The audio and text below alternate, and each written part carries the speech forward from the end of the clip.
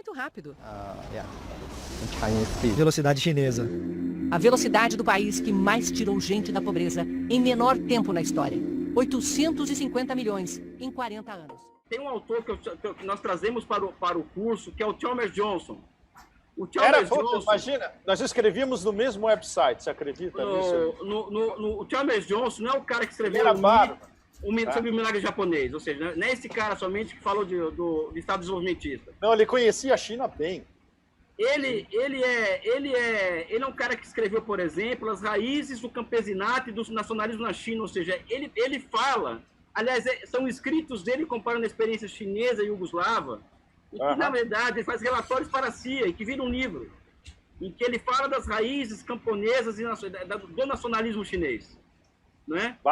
E recentemente a gente acaba descobrindo que o Mao Tse-tung via o Bruce Lee, os filmes de chorava, né? Porque o Bruce Lee era um nacionalista chinês. Nacionalista chinês, exatamente. Agora, o que acontece eu acho que existe uma crise de espírito no mundo. Aí deixa eu fazer um big picture nesse aspecto. Eu me considero também um hegeliano, né? Existe uma crise de espírito no mundo hoje, em que as grandes narrativas estão sendo substituídas pelas pequenas narrativas, né? Então, uma big picture, por exemplo, que percebe uma linha de continuidade entre 49 e 78 de Xi Jinping ainda é possível na cabeça das pessoas. Sabe? Porque para as pessoas, por exemplo, a transição da comuna primitiva para o feudalismo demorou 7.000 anos. Feudalismo, capitalismo, mais 2.000 anos. E o socialismo tem apenas 100 anos. E as pessoas querem que a China, em 70 anos, construa uma sociedade perfeita, uma coisa bela, maravilhosa. Aquele socialismo chinês que está começando agora a dar seus primeiros passos, está começando agora. O Xi Jinping é apenas uma figura. Teve uma conversa do Henry Kissinger com o Jiang Zemin sobre isso. O Jiang Zemin fala o seguinte: olha, vamos falar aqui em termos tolos sobre socialismo e capitalismo, eu quero fazer negócio com você. Mas vocês continuam comunistas? Não, continuamos sim, mas para nós o socialismo é tarefa para 25 gerações. Ou seja, isso significa mais 2.500 anos, ou seja, isso entra na cabeça de um ocidental. Não, é impossível. E ainda por cima você fazer a ligação direta entre o Partido Comunista como uma dinastia chinesa. O Partido Comunista é o equivalente da dinastia Tang, por exemplo. Cara, quando eu vi a foto do Mao Tse-tung na Praça... Como que os caras colocam a foto do Mao Tse-tung na porta do imperador? Só depois... Claro. Só depois que eu fui perceber o seguinte, é o novo mandato dos céus. Exatamente. Não só isso, Elias, você também deve ter visto que em quase todo lugar que você tem um busto do Mao Tse-tung, você tem um busto também do Dr. Sung, que é, em tese, reivindicado pelo pessoal do Kuomintang, o pessoal de Taiwan, que é o pai da república, do fim do império na China. E ele é tão reverenciado hoje, em alguma medida também, que nem você falou aí, não teria Deng Xiaoping sem Mao Tse-tung, não teria Mao Tse-tung sem Dr. Sung lá antes. O que acontece é o seguinte, o Sun Yat-sen, eu acredito, me perguntaram esses dias o que é o Partido Comunista da China hoje, tá? Eu particularmente acredito que eles são hoje o que era o Kuomintang na década de 20, ou seja, um partido socialista direcionado ao comunismo, só que no imediato é um partido nacionalista. É o partido da nação chinesa, ou seja, ele cumpre o papel histórico do Kuomintang, o Partido Comunista da China. Se as pessoas não entenderem as coisas nesses termos, elas não dá nem para começar a conversar. Certíssimo, Elias. Porque os americanos, quando eles analisam a expressão Partido Comunista Chinês, eles se centram em comunista. Mas o mais importante nessa fórmula é chinês. Esse é o X da questão, que é exatamente o que você disse agora. E essa continuidade histórica e dinástica chinesa e esses valores fundamentais. Mandato do céu, a harmonia, o horror absoluto do caos, que a história chinesa são essas intromissões do caos que está no inconsciente coletivo o tempo todo. O último foi o século de humilhação, que eles veem como um caos que durou 100 anos. E não pode... E isso é uma coisa que a liderança do Partido Comunista novo, que a gente poderia definir como...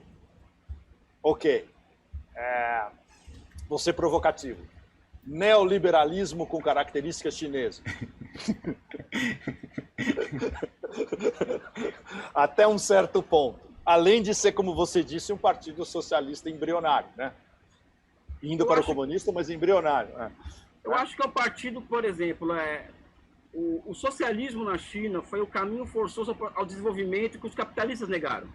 Sim. Então eu costumo dizer que aonde não teve a Bismarck, Getúlio Vargas ou Kemal Atatürk, o Partido Comunista ocupou esse espaço, de fazer as revoluções burguesas, vamos dizer assim. Então, o Chiang Kai-shek e o Kerensky, eles foram substituídos pelo Mao Tse-tung e pelo Lenin para o processo de modernização. A China hoje ela está cumprindo etapas do processo de modernização capitalista do país. Porque, aliás, eram os capitalistas que tinham que fazer o que está fazendo hoje, não os comunistas. Exatamente. Então, e eles sabem que é um estágio histórico fundamental.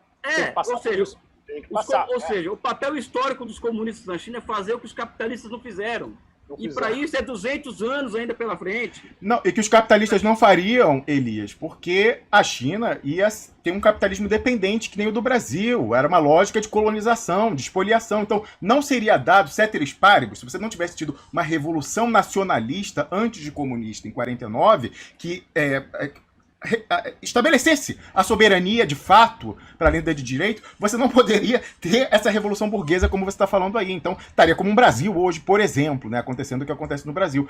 Olha só, quem quiser entender, o Pepe Escobar gosta de dar referências culturais, então, para quem quiser entender até onde as pessoas estão dispostas a fazer sacrifícios absolutos em nível pessoal para barrar o caos, tem um filme chinês, de um grande diretor chinês chamado Zhang Yimou, que foi inclusive escolhido pela China para concorrer ao Oscar de melhor filme estrangeiro no ano de 2003, o filme é de 2002, que se chama Hero, em inglês, herói em português. Vou colocar aqui, olha só, esse filme, se você olhar, né, então, elenco estelar, né, tanto da China, engraçado, tanto da China continental como de Hong Kong, porque você tem quem era a maior estrela naquele momento, que era a Zhang Ziyi, da China continental, mas você tem dois grandes nomes do cinema de Hong Kong, que é o Tony Leung e a Meg Chiang também. Então, para você ver, até aí eles fizeram, né, o casamento. E qual é... Bom, fazer um spoiler... Não, spoiler não, mas enfim... você tem ali... o filme se passa antes de você ter o estabelecimento da China unificada. Naquela época dos 7 reinos guerreiros, um guerreando com o outro e tal. O caos...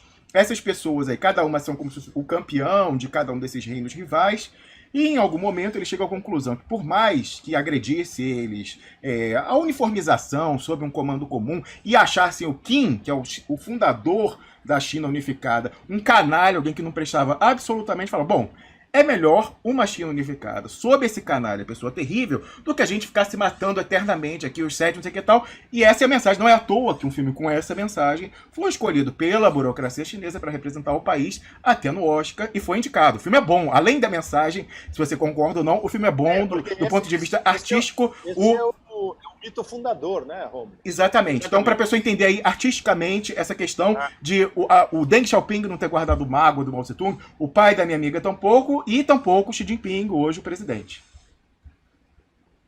Elias Jabbour. Você viu o filme? Você viu Hero ou não viu Hero? Não, concordo, eu vi o filme e acho que é isso mesmo, mas tem uma outra analogia, Pepe, que o pessoal gosta aqui da esquerda vai chamar o Mao Tse-tung de stalinista, né? Ele foi um stalinista. Cara, eu acho que a comparação histórica não é com o Stalin, é com o rei que unificou a China. Claro! 2.100 anos atrás. É dinástico, exatamente. Enfim, é fantástico isso. A gente passa por toda essa história da China no curso, nesse AD que o Paulo Gala estamos oferecendo. Na verdade, ele é o primeiro imperador Tang. Exatamente. Ele é o remix do primeiro imperador Tang que soltou as expedições do Admiral Zheng He. Muçulmano. Esse é um dos meus grandes ídolos históricos, é o Admiral Zheng He. E da minha amiga também, porque ele era de Nanquim, saiu de Nanquim, né? A frota saiu de Nanquim. Eunuco e muçulmano, não é lindo? Exato. É maravilhoso. Maravilhoso. É isso aí.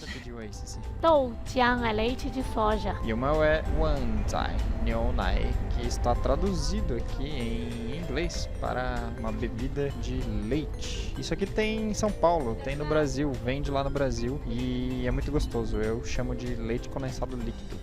Ele parece.